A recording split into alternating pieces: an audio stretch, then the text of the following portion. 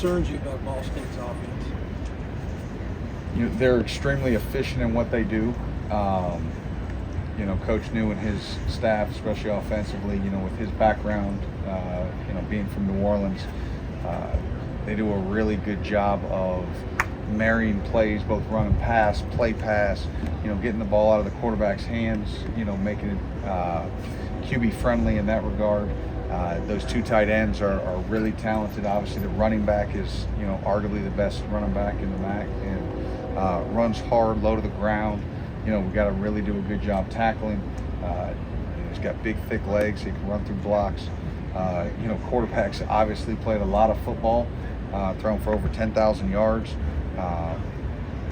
They've got a lot going for them, and it's going to be a really, really big challenge. And we know condensed sets, motions, shifts, all those kind of things.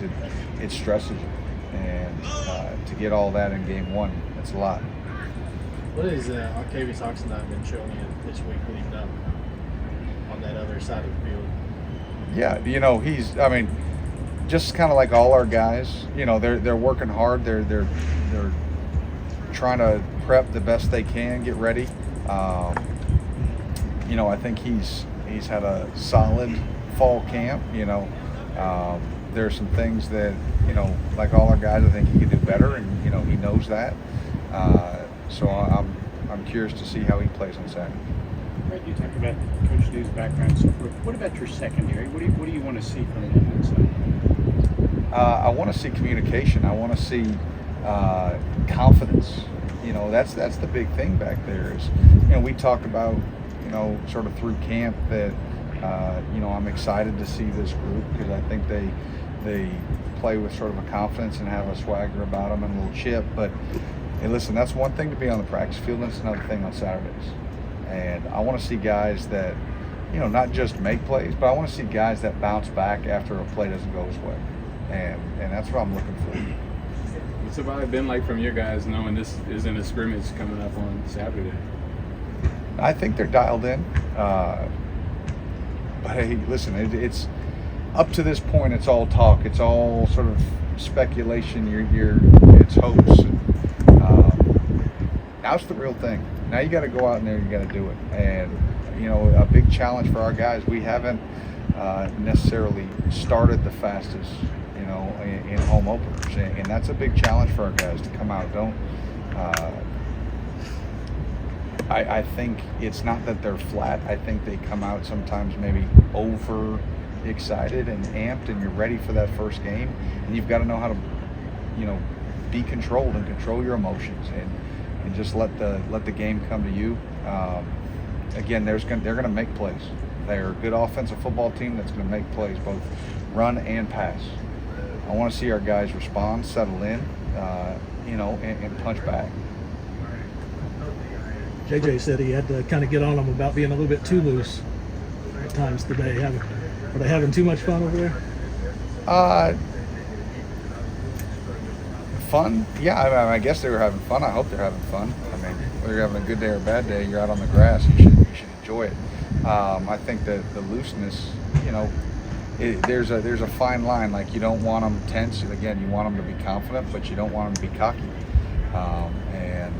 I really think our car team has been given a really good look, and they've stressed us at times in practice this week. And that's what we need, because we need to understand that when we don't execute, big plays can happen. You mentioned the two tight ends they have. They have one who was a freshman All-American last year. How much does it help your group that every day they're facing some really talented guys in practice? Yeah, I think that helps a lot. I think it helps that we face similar sets, in various situations. So all those things help. Again, I think we have a very talented crew, so that stresses us. But they're big and they're tall and they're athletic and they're willing blockers. They make plays down the field. And those teams, like you think about Iowa and obviously our team. Right? So we've been able to face some of those, so at least we have some experience in it. How tough is it to prepare with the transfer portal, and how they have guys that are, you mentioned the running back, the right guards from Sacred Heart. Like, how hard is it, because you haven't seen them in that system yet? Yeah, I mean, you have to go back and you got to watch tape from their other places. You know, they've got a young quarterback, you know, sort of waiting in the wings. And you go back and you watch his high school film, and he was a heck of a player there at Mission Viejo, which is one of the top programs out there in California, a multi-year starter. So you know that he's got just, not only is he just a nice natural passer, you know, and I think Coach New had mentioned that, but is the fact that he's got a little bit of that sort of Johnny football to him. Like he can make something out of nothing, a broken play. He's good with his legs, you know, and so you can feel it. You can feel his teammates even through the film, like sort of rally around him. But yeah, you know, you think about the running back, you have to watch Kent State, right? The wide receivers, you have to watch Colorado and Jacksonville State. So it just requires you to go to a lot of different places. But at the end of the day, you got to go back to the heart, and you know what kind of system Ball State's going to run, and they're going to be really sound, fundamental. They're going to be physical, and you know, a really big challenge for us. We were asking Liam yesterday. Obviously, he was away from it for a year, away from college football for a year. Was it about his nerves going into the first game? You've obviously been around for a while, but do you get nervous going, especially into that first game of the season? I get nervous into every game because every game's different. Like every game's new, and it's just whatever happened the week before. And so obviously the first game, you know, there might be extra, you know, just because you're not exactly sure what team you have. You think you know, but you don't know until you play ball, and you don't know until you know what kind of top end you have, but you don't know how low it could go. And hopefully the goal is not to have a low floor, it's to have a high floor and a high ceiling. Red, how do you prepare your guys for the unexpected? I mean, you've been preparing for one thing for a month, but it never goes that way. I mean, you lost Jalen in game 2 last year, and you didn't anticipate. How do you get guys wrapped around their head that what we thought for a month may not be what happened? You know what? I think that's more of a coaching staff. Like you have to always sort of have plan B, plan C. Like how are we going to adjust if this happens or this happens? I don't think you put that in the players' heads. Like you just, for the players, you just tell them, hey, let's just focus on what we can do. And we understand no matter what game, if it's the first game, if it's the last game, if it's home, if it's away, like you're going to have ups and downs in a game. Don't look at the scoreboard. You know, it sounds really cliche, right? But just play. Just play. And then if something doesn't go right, come to the sideline. Let's get it fixed. No finger pointing. Stay together, and then let's go back out and do it again. And just hit that on repeat and repeat and repeat. And then before you know, that game's done, and then you have to come. You got to prep for the next one, and you got to do it again. Brad, how did you guys do last year statistically against long runs with regard to your safeties? And are you confident that you can even be better at that this year? Trying to wrap exactly what you want from that question. Did you give up from many, the safeties, and how did you feel about the way like whether they missed tackles, you're saying, or Yeah. whether they? Yeah.